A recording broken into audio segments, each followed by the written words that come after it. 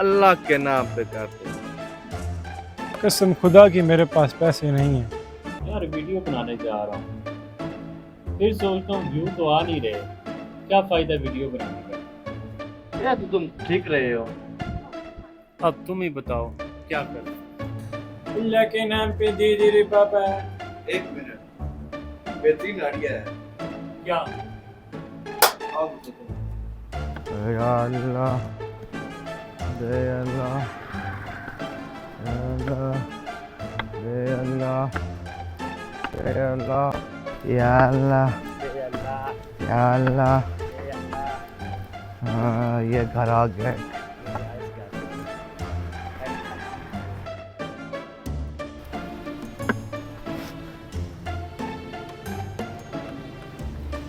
कोई नहीं आया, चलो अगले घर चलते हैं।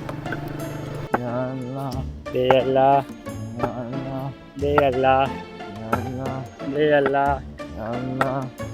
दे अल्लाह। ए बच्चे सुनना एक मिनट। आगे पैसे नहीं और ये मांगने वाले।